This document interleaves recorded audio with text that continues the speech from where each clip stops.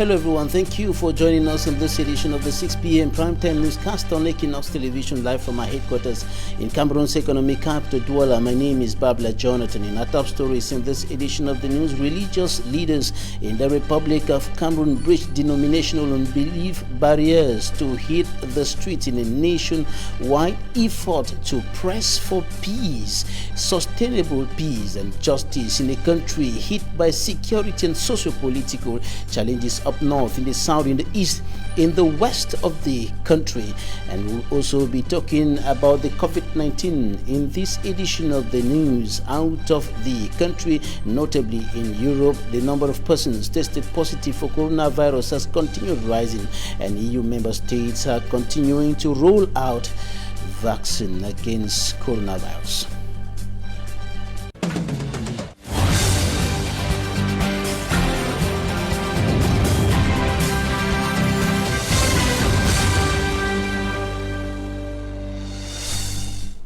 We begin this newscast in the far north region of the Republic of Cameroon, one of the regions of the country economically stricken as a result of security challenges. The 6-year war against the Boko Haram terrorist sect has brought untold economic hardship on that part of the country, with a huge consequence on the custom revenue collected from that part of the Republic of Cameroon. And now the military and the customs department are putting hands together to revamp the far north region of the country. Innocent as it has more.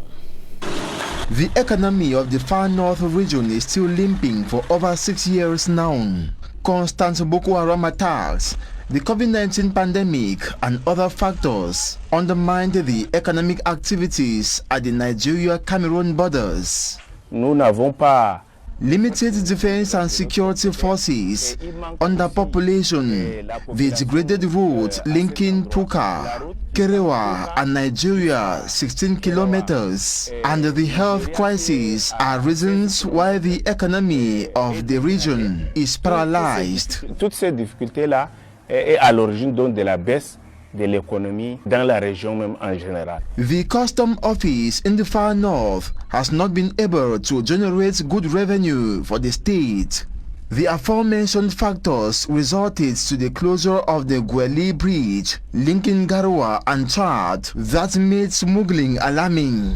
The degradation of the National Road number 14 linking Amshide and Mora has left the users with no choice than using dangerous road stretches, as the adventure left many goods and trucks set on fire by Boko Haram, leaving transporters frustrated.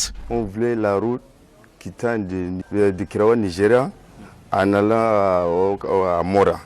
Toute la route est mauvaise. The difficulties remain enormous given that the borders are not fully opened, the communication systems destroyed by rains in the rainy season are unrepaired, Boko Haram attacks persist, and the Limani Bridge that collapsed is yet to be reconstructed to once more enhance movement of people and goods. On voulait le pont pour que fasse nous travaille. Le pont entre Nigeria, Nigeria et Cameroun.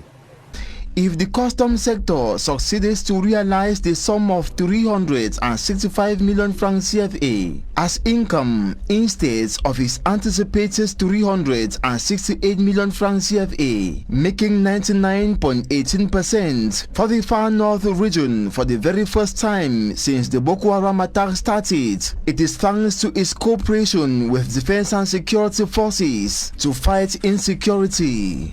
Il fallait bien évidemment que le chef secteur que je suis sorte de son bureau pour aller à la rencontre de l'autorité militaire, pour nouer un partenariat, pour faire en sorte que les éléments, les collaborateurs qui sont sur le terrain puissent être accompagnés par l'autorité militaire. It is also due to a new sensitization strategy for freight forwarders and economic operators put in place by the custom officials. Simplement résumé en deux choses.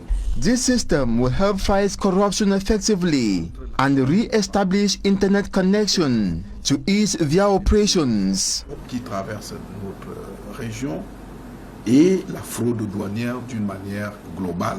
Meantime, at least 75% of youths are engaged in transit activities since first visits of Boko Haram that renders them jobless. Il faudrait que la douane soit un peu. The customs officials should be soft in their measures to favor the struggling youths at the borders to revamp their economic activities. Construire davantage la confiance. However, it is believed the economy of the far north region is getting back to its feet, given many heavily loaded trucks are now entering the region. A recovery that is hoped will favor economic operators of the region who have lost almost everything following the multiple Boko Haram attacks.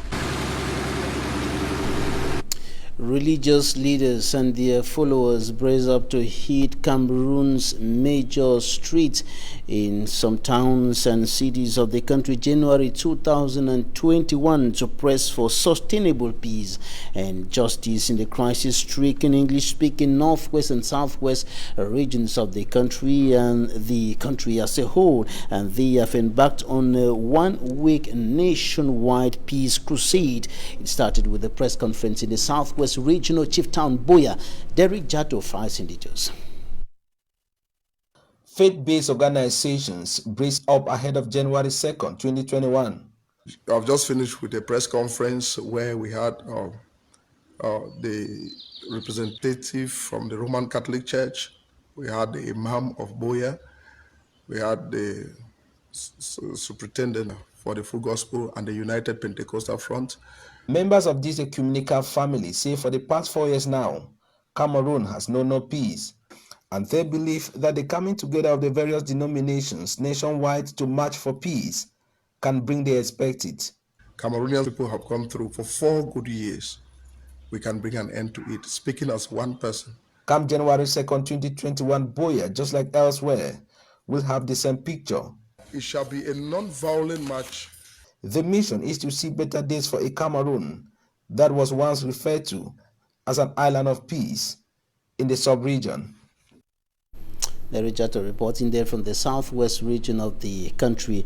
Reverend William, PCC National Peace Coordinator, and Imam Fomi Jibril Tamfu, Secretary General of the Boya Muslim Community, are with us today. Reverend, thank you for joining us. Thank you. Imam, thank you for joining us today. Thank you. Right. I begin with you, Reverend. When you look at the prevailing situation in the northwest and southwest regions of the country, I know you're a man of faith, but let me ask you the question: do you believe in a peaceful solution? Obviously, anything that goes with violence definitely need peace as a solution. So I strongly believe peace is possible. Imam, can we solve this problem in a peaceful manner, without the guns, without the violence, without the killings, the destructions? Yes, we can't. You know, when the crisis always erupt within the community, the cries of the people is always they talk about peace. And to talk about peace, which means everybody has the intention that let the crisis come to an end. And it cannot come to an end without peace sitting together to discuss those differences. Sitting together to discuss those differences. And you were sitting together in Boya, all of you coming from different religious communities, so to speak, different denominations. You were from the Muslim community, the Catholic community represented the Pentecostal community. When you come together like this, what strategy are you thinking about to push forth this agenda of peace? Yes, this time around, I think that the religious body has decided to come together instead of sitting in their various churches, sitting in their various prayers group to preach this peace. This time around, they have decided that they should come out maybe as a body to lament. When they come out to lament, the message will go further and further, and everybody will tend to understand the impact of peace. And this is what people have been clamoring for, but they cannot do it at the level of the churches. When different religious bodies comes together, and speak in one voice, it creates more impact. When people come together from different angles, from different religious angles, and speak together, it has greater impact. Reverend, what is it that is bringing all these bodies together despite the differences? One thing that is bringing all of us together is love for fatherland, love for God's creation, and of course praying that we speak like a family of faithful men and women of God. And so peace is the core of it, and we believe at this time we are going to unite our forces like one man, because in the past you've been getting declaration from the bishops, you've been getting declaration from the Presbyterians, declaration from Sepka, declaration from Pentecostals, but this time we believe that with one voice, one man, as faith-based organization, our call for peace can be so strong. This is a 1 week campaign. During 1 week, you're going to be crusading for peace. You're going to be taking some actions. What are the major highlights of this 1 week of crusade for peace? Thank you very much. This idea, let me first of all remind viewers that this idea was born during a workshop of religious leaders in Boya from the 24th to the 27th last month, where these men of God decided to take the challenge, because a lot of people, a lot of young people have been losing their lives and a lot of terrible things are happening. And so we have organized a series of activities beginning with the launch.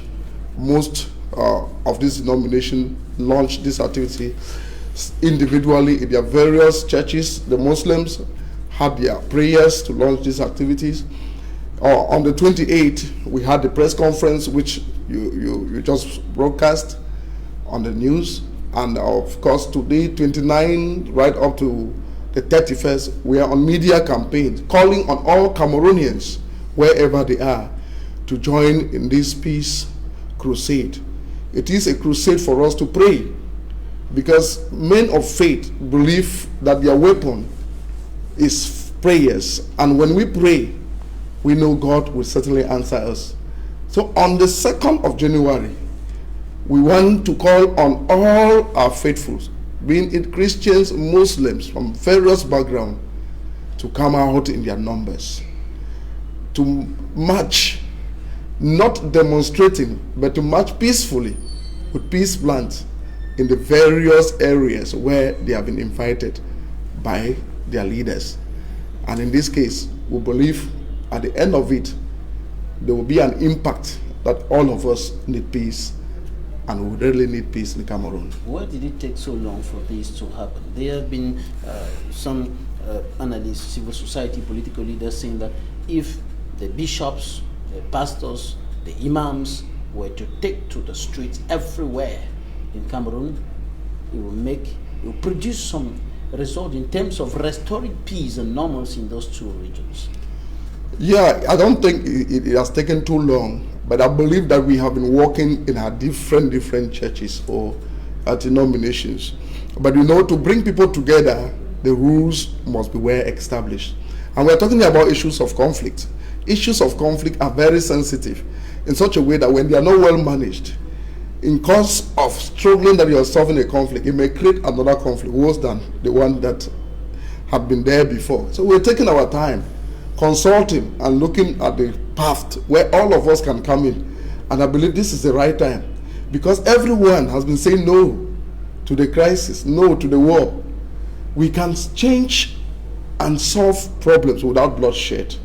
I believe that change can come without necessarily using force. Change can come without necessarily using force. Imam, other persons have announced peaceful protests before, notably the CRM political party, for example, and other civil society and political leaders. But the protests turned violent later on, notably with repression coming from security and defense forces. What are the measures that you've put in place? Reverend said it's going to be a non-violent move. What are the measures that you've put in place to ensure that there is no violence that infiltrates peaceful? Yes, thank you, Mr. Babila. And I think that throughout the national territory, both the religious authority, the political parties has felt the impact, the sufferings that people have been dying, or the suffering that people have been facing in the course of this crisis in the northwest and the southwest and in the far north region. As he rightly mentioned that it will be non-violent, that is the actual thing. He also mentioned that the only weapons that we can use is prayers. And a lot of activities has been going on in different denominations, which is all about prayers. On this particular day, the way it has been organized, I think it is a non-violent peace protest, because it is the religious people who are coming out in their numbers, and they will be coming out with their peace plans. The activity that will commemorate is all about ecumenism, preaching the word of God, singing to God, praising God, asking God for forgiveness, because forgiveness is very, very important. We have had each and every person in the course of this crisis, we need a lot of forgiveness as far as the return of peace is concerned. So as a result of this, we don't think that it is going to be some kind of violence. They are not demonstrating. We are coming together as a body to lament, to ask for God. God kindly intervenes for this crisis and bring a quick solution, because people will think that while expecting from God will definitely use human beings. What do you expect from the authorities of this country at the end of this move? Yes, at the head of this move, because the prayers is not only for the citizens, they are also praying for the leaders, that may God send down wisdom to them to handle this crisis. God should give them wisdom. Reverend, what are you expecting from the authorities of this country with regards to solving the conflicts in the northwest and southwest regions in a peaceful manner? I want the authority of this nation to get involved. You know, we have reached a stage where we don't have to talk about position anymore. We don't have to talk about interest anymore. We have reached a position where we have to look at the need. What do Cameroonians need? If you are a leader, whatever position you have been put in place in this country, what posterity are you leaving behind? We are not living this world again about riches. They are rich people. I think what people are living for is legacy, keeping something for posterity. So I'm praying that the leaders of this country, first of all, every leader of this country, we have few atheists. I know that every person who is a leader in this country is either a Muslim or a Christian. And so they are part of this march that we are supposed to carry on the 2nd. We are not going to have any position within this particular activity. We believe everybody that will come out. If you are in a church group and a minister, for example, you should go to your church group and let's join and pray like one man from our heart, not our brain. Reverend William, PCC National Peace Coordinator, Imam, for me, Jibril Tamfu, Secretary General of the Boya Muslim Community. Thank you all for coming. You are welcome. On to something else now. Civil society leaders in the Republic of Cameroon are raising concerns about a possible increase in fuel prices in the country, and they are saying that if this happens, it's going to further aggravate the frustrations of Cameroonians and increase their difficulties. Details in this report by Smanji Kangebre. The Hydrocarbons Price Stabilization Agency is speaking of a decision to standardize prices. This implies in the entire territory the prices of super, diesel or kerosene will cost roughly the same. To do this, CSPH is proposing to add 7 francs CFA to the prices to entrust the consumers' rights. The decision came out during a meeting that held recently. We find that not very normal, because as you all know, the situation in which our country is crossing, insecurity, health hazards like the COVID-19 and the wars in the northwest and southwest province, transport, people don't even travel as they were traveling. So transporters don't even carry enough passengers. So it will be difficult for us to meet up. Many civil society organizations are against the move, considering an increase in the prices of petroleum products. In a memorandum addressed to the head of state, about 20 consumer rights organizations and transport union have requested that the proposal of standardization of prices should be abandoned. How many people are there in Nguti, where I come from, who would buy fuel as compared to here in Douala? You see, so it's a very big gap. It's a very big gap. 50,000 million buy fuel here. In Nguti, 20 people will buy because we really want to help them. It's not impossible. It's not impossible. That's the one only to put everything in our head, because it's in Douala and Yaoundé. Okay, let me say Bafoussam, Okuma, or Bamenda, where there are a big number of transporters. But the other areas, there's nothing, so we don't find it very important. Civil society actors say the last time there was an increase in hydrocarbon products, it provoked social tension. The lady who is in the house goes to the market with 2,000 francs, cannot buy everything because they will say fuel is they have increased price, fuel prices. Whenever they increase fuel prices, everything goes up automatically. So we would have thought that they would have even brought it down, because in the world market the prices of raw fuel has dropped, but then they don't do anything. So it will be a very great consequence for the families who are suffering a lot now, sickness, insecurity, everything. I cannot say you are journalists, you know what is going on. Hydrocarbon prices have fallen 55% in the international market since 2014, depriving Cameroon of part of its oil revenues. If the increase of 7 francs CFA proposed by CSPH is approved, it will take effect on January 1, 2021, implying that super, which costs between 630 to 647 francs CFA in the littoral and 630 to 662 francs CFA in the central region, will be 7 francs CFA more expensive. The National Gendarmerie is stepping up the fight against illegal activities in the Republic of Cameroon. Elements of the Manjo Gendarmerie Brigade in the Mongo Division have intercepted 150 kilograms of cannabis that was being transported to Kuseri. Immaculate Fokwe has more.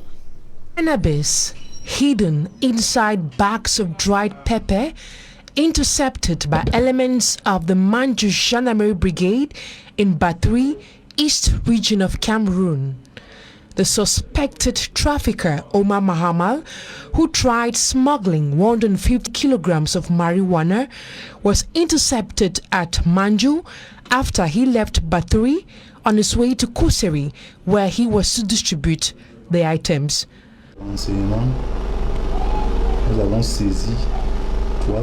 My men and I were hinted about the situation. 3 bags of cannabis concealed inside dry pepper were seized. The victim left Baturi and was on his way to Kuseri, where he planned distributing the items. The population of Manju salutes the efforts of men in uniform in tracking down all those involved in illegal practices. We are very happy. If such people are not apprehended, then crime waves will be on the rise. By the time youths of our area start consuming hard drugs like this, they start acting strange. A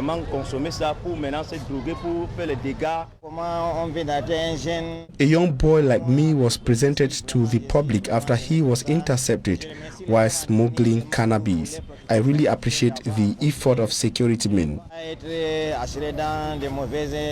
The population have been called upon to continue collaborating with security agents so they could get better results. They equally call on inhabitants of Manju to be vigilant, especially during this festive period.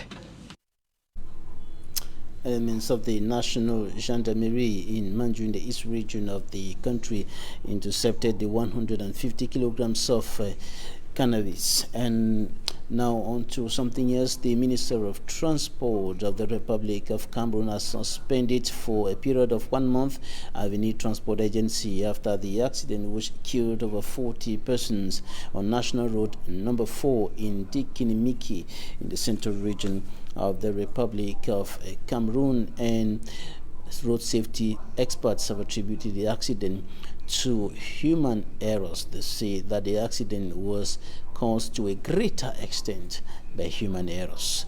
Nosenazi. The Ndikinimeki road accident that claimed at least 37 lives of passengers and the Melon accident involving a RAV4 Jeep and a 7-seater bus that claimed 2 lives are recent deadly accidents out of dozens registered on the national highways. Cameroonians are baffled of this recurrent life-snatching occurrence. Les causes profondes de cet accident. An expert in road safety, Isidore Fekou, highlights states of the vehicle, the driver's state, overloading, which can render a vehicle uncontrollable, to be major causes of road accidents. He knows the possible cause of the Ndikinimeki accident is probably fatigue of the driver because the road was just rehabilitated. Cette route est en cours de réhabilitation et la chaussée est bonne. Fatigue and slumber because most drivers do not rest during this festive period, all in a bid to maximize profits for their companies. Pour réduire les accidents de la route au Cameroun, Martial Missimikim, another road safety expert, suggests such accidents can be avoided by putting in place a regulatory mechanism for night transport, embark on a frank war against overloading, ensure drivers are on a stable driving state, thus control alcohol intake and drug consumption, check overspeeding and embark on sensitization campaigns. Accouplé à des campagnes de répression de jour comme de nuit. According to Isidore Fekou, sanctions upheld by the Ministry of Transport on road users will have no effect in limiting accidents. That's to better educate road users. It is imperative the ministry permits it is accompanied by the civil society, that is, associations and non-governmental organizations, that will see a sensitization program put in place with specific terms that will provide desirable solutions to frequent accidents on the national highways.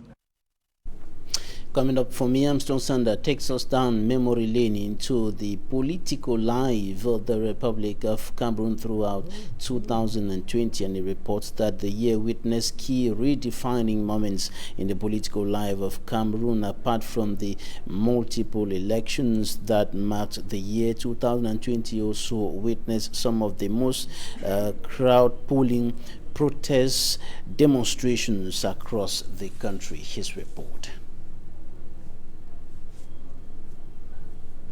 2020 witnessed a fight for repositioning and a redefinition of the Cameroonian political landscape. The year 2020 opened with municipal and legislative election boycotted by the Cameroon People's Party, the Popular Action Political Party and the Cameroon Renaissance Movement Political Party. The CRM Political Party leader, Professor Maurice Kamto, shocked the nation on the eve of the final day to deposit candidacy files when he announced the decision of his party not to participate in the election, advancing problems with the electoral code and the unending crisis in the Anglophone regions of the country. Elections are conducted, results are published, and the ruling Cameroon People's Democratic Movement, the CPDM political party, maintains a lion's share of the National Assembly, winning 150 out of 180 seats of Cameroon's lower house of parliament. Repositioning is done. The opposition is left with just 30 seats to fight over. New faces are seen at the National Assembly, thanks to Johnny Just Come political parties to the National Assembly. Notably, the Cameroon Party for National Reconciliation with 5 seats, the Cameroon National Salvation Front with 3 seats, the Union of Socialist Movements with 2 seats, and the Movement for the Defense of the Republic with 2 seats, from 1 seat in the 9th legislative period. Some opposition political party organs like the Social Democratic Front and the National Union for Democracy and Progress got maintained at the National Assembly, but witnessed great changes in their number of seats. Similar changes are witnessed at the level of municipalities. Government delegates pave ways to city mayors in Cameroon. The CRM party takes lead in political news in Cameroon, staging repeated protest demonstrations against the electoral code and the Anglophone crisis in different towns and cities in Cameroon.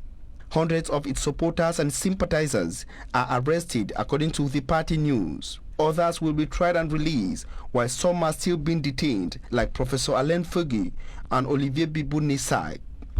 The international community, like the United Nations organization, will later come in to denounce what they call crackdown on peaceful protesters in the country.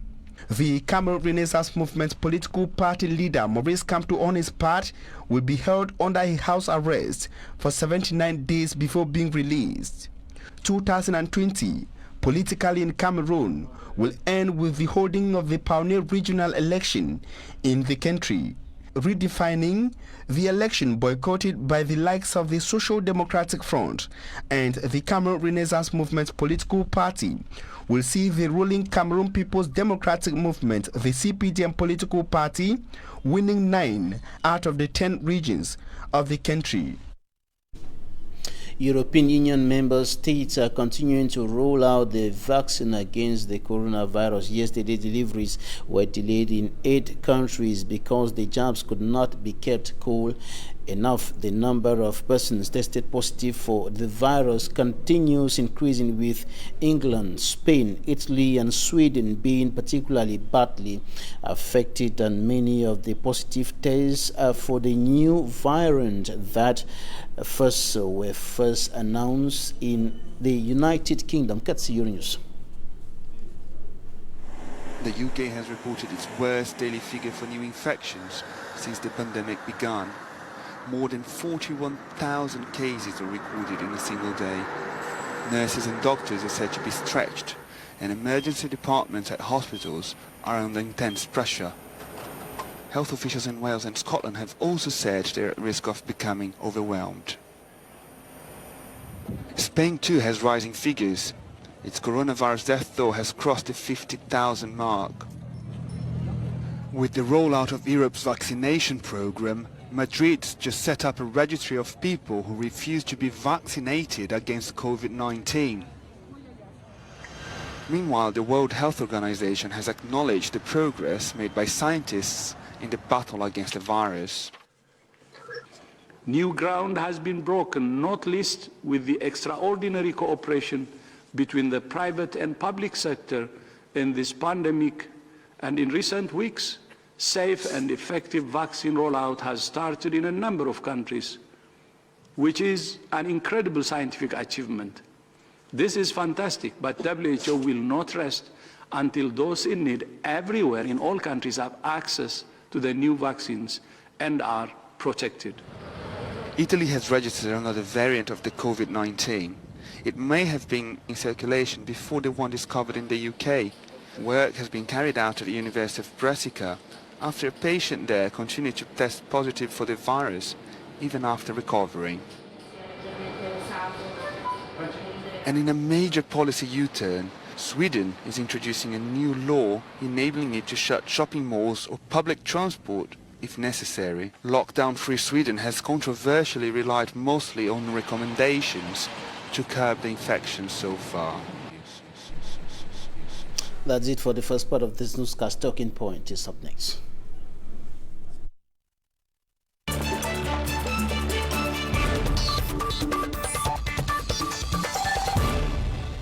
Thank you for staying with us. We're receiving social and human rights activists, founder of the Network for Solidarity, Hope and Empowerment, Sonki Mirabel. Thank you for joining us today. Thank you so much for having me with you today. Thank you. Some religious bodies are now stepping up efforts to ensure that, or to contribute in the peaceful resolution of the 4-year-long conflict in the northwest and southwest regions of the country. What do you think about the resolution of this conflict in a peaceful manner?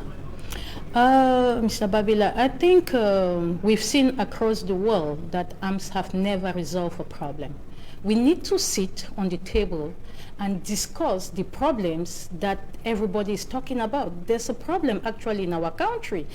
It's rather unfortunate that international bodies have talked, you know, even national, you have people in the country who have talked about it. Resolving a problem in this conflict has to be in a peaceful manner. We have to get our boys out of the bushes and let them know that it's not going to help us in any way. We've killed ourselves. Why are we killing ourselves when the more, or the you know, like the effective you know, like conflict management tools in place? We can negotiate. Let's talk about what is happening.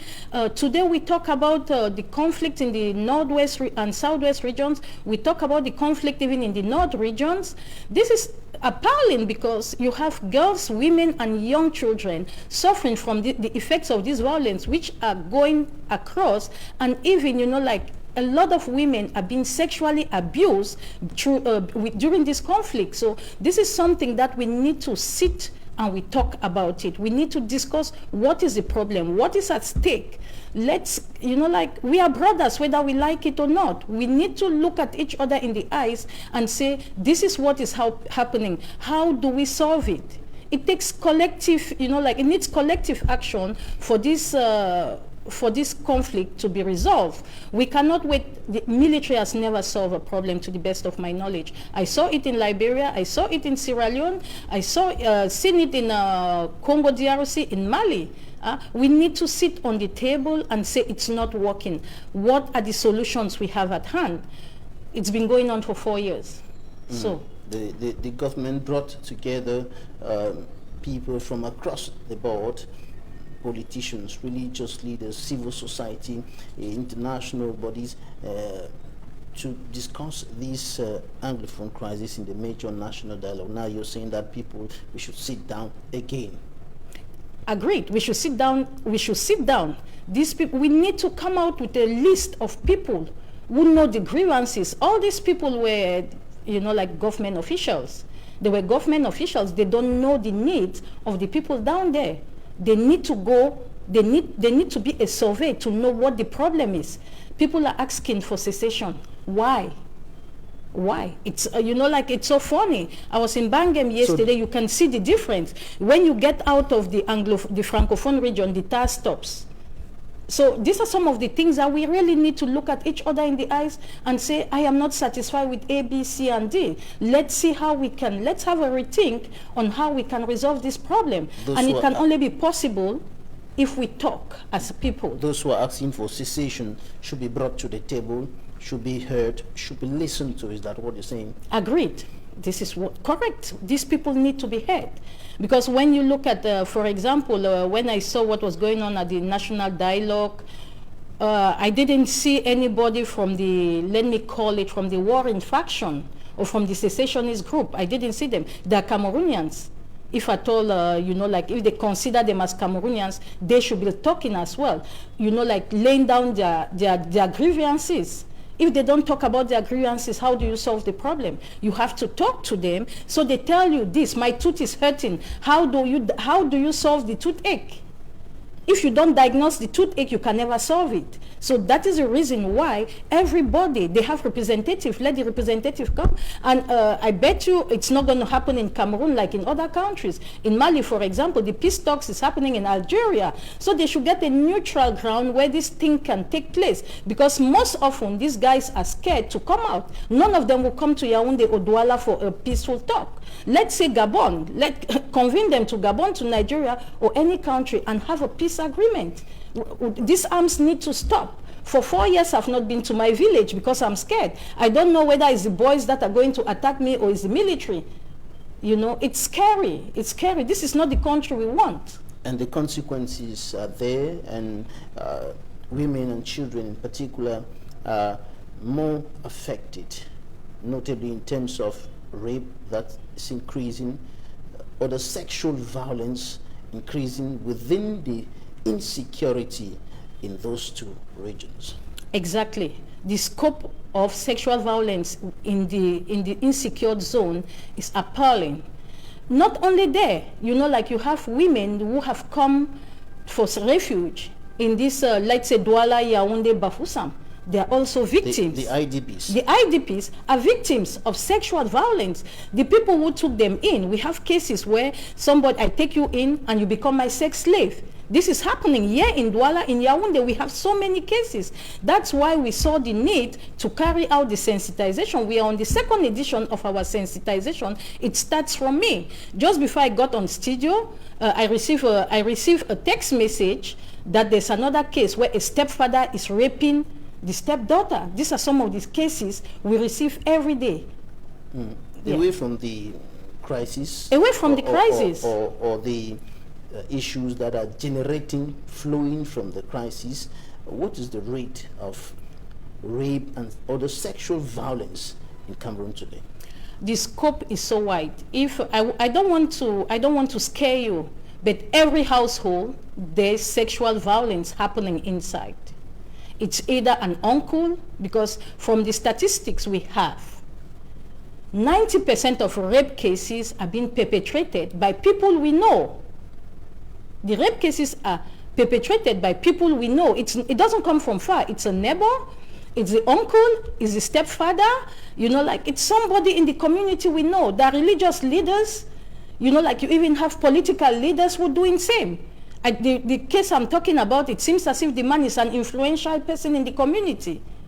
His case is not an isolated case. There's so many of them like that. And we need to stop this because the effects are so long.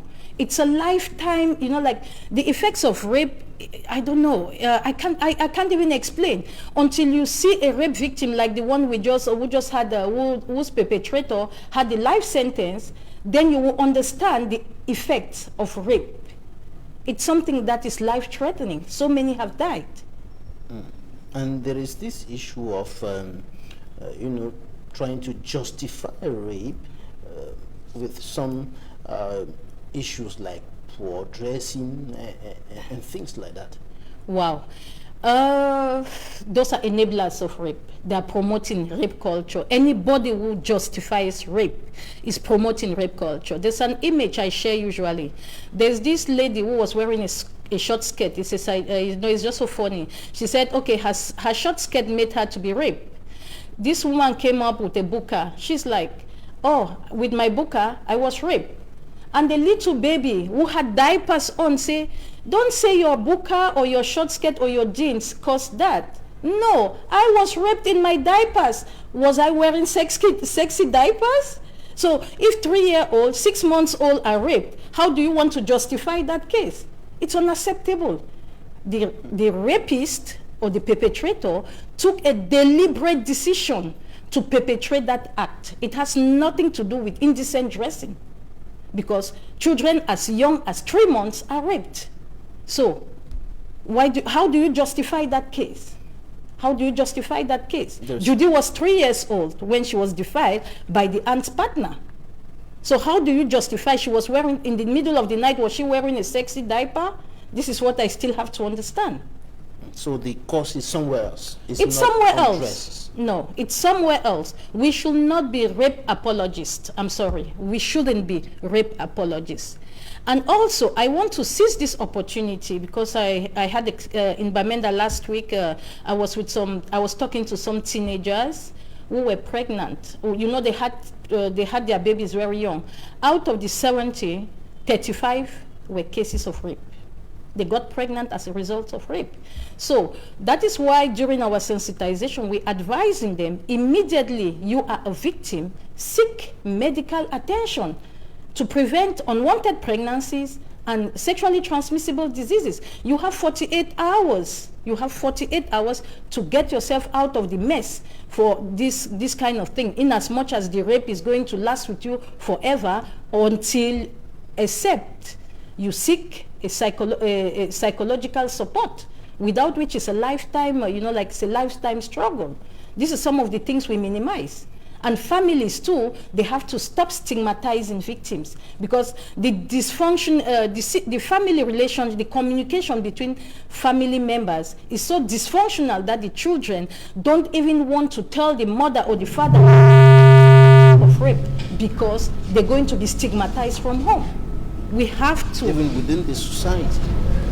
I think now, I just want to tell you, I've been fighting rape virtually for over 2 years now. I'm on social media talking about rape. I think we are normalizing this conversation about sexual violence. We don't have to stigmatize the victims. It's never their fault. And it will never be their fault. So whatever it is, with what we did, we reached out to, the past month, we reached out to over 20,000 people in the 7 towns we went to. So you could see the difference. People now understand that it's never the victim's fault.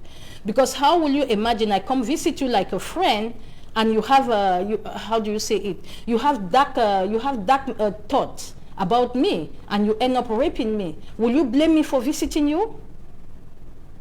You will not blame me for visiting you. So you have to take me as a friend. We have to start, even for adults, we have to seek consent. Every relationship, you have to be, the sex should be consensual. You don't have to force yourself. All right, the thousands of people you met, besides telling them that if you're raped, this is what you need to do. What else were you telling them in the sense of prevention? Because I think prevention is better than cure, as it is often said. Agreed. We were trying to, like most of the girls we talked to, we told them how to scream. We taught them how to scream, help. Because except on condition that you are drug, because you have drug facilitated rape. But in the instance, we even taught them some self-defense strategies, how to defend yourself in the event that somebody is intending to rape you. I will not tell you not to go and visit your uncle. Because if your uncle rapes you, how do you want me to prevent that? It means we have to tell you not to go visit your uncle. We have to tell you not to go visit your mom who is remarried. These are some of the things, because the perpetrators are people around. The most preventive is teaching people not to rape. Seek consent. And if you are raped, please reach out to us. The police is there. The laws of Cameroon are still there to protect you. They will, because this is the only way. Don't be ashamed. Don't be ashamed. Don't take it to yourself. Reach out. Seek for help. We don't have a lot of resources, but the little we have a couple of lawyers who are supporting the cause with their services on a pro bono basis. They attend because normally it's a criminal case. So they go there just for, so the state knows there are people watching what is happening. We have the penal code that penalizes rape. We just had, I think I will call it our Christmas gift, because 2020 has not been easy. I will announce here on air that the perpetrator of the 3-year-old girl, the little girl who was raped last year in Ebolova, he got a life sentence. He got a life sentence. And the more people are prosecuted, the less we will have rape cases, because the problem is people neglect, they neglect the laws. They say, oh, the police here, the judge here, and no, the state of Cameroon still has laws. The only problem is we do not take advantage of what we have in place. Yeah. All right, now, talking about the young girls themselves, when we look at some of the cases with your analysis or the information that you have, which is more frequent, drug-related rape or rape by force or other strategies, which is more frequent? Drug-related rape is very minute. It's very minute. That one happens, you can count in every 100 rape you have about maybe maximum 10. Drug facilitated. It means that you went out with your friends, you were partying, and then they got, like in the middle, they got you drunk and things like that. But other cases, like you have people living in houses. That happens. We have cases like that have been happening. Uncles, cousins raping their nieces and nephews. It's not only women that are raped. We have the guy in Bagante who was raped, who was killed 2-3 weeks ago. It was not something that was, it was not drug facilitated. Somebody intentionally decided to do that. The person was not under the influence of alcohol. The little boy was not under the influence of alcohol. So it's something, and I would say most of these rapists, they know how to, they know how to lure their victims. They start by giving you gifts. They even go as far as telling you not to report. That in the event you tell somebody you will die or they will kill your parents.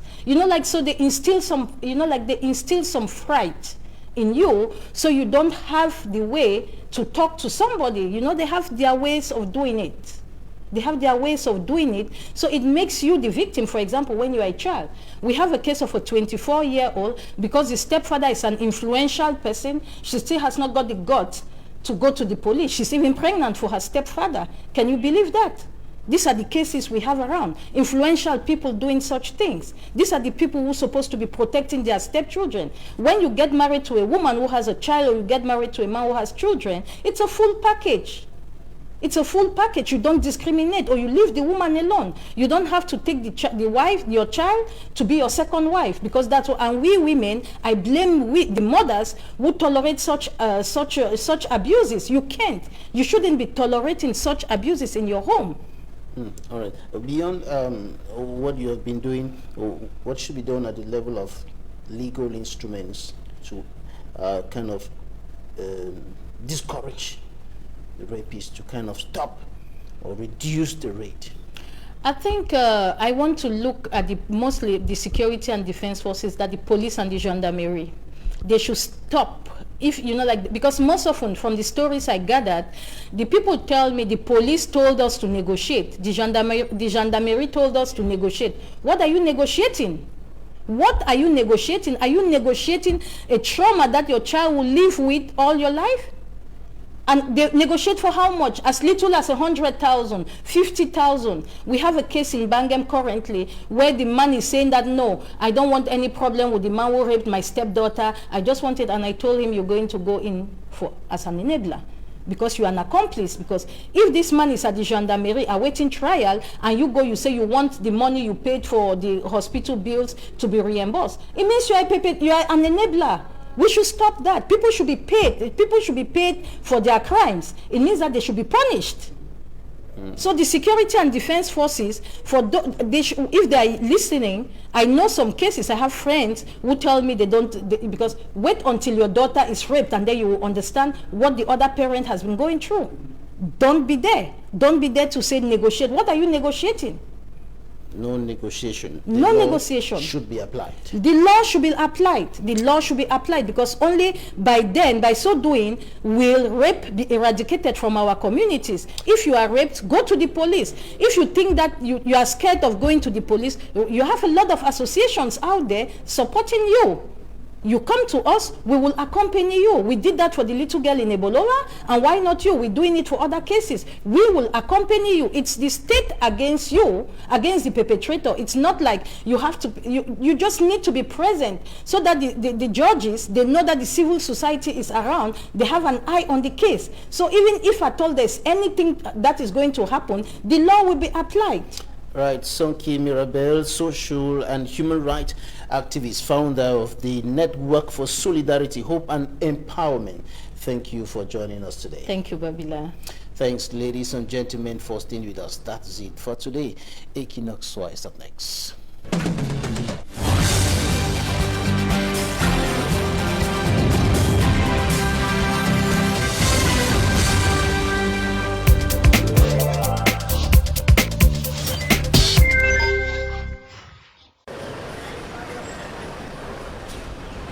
How do I have to?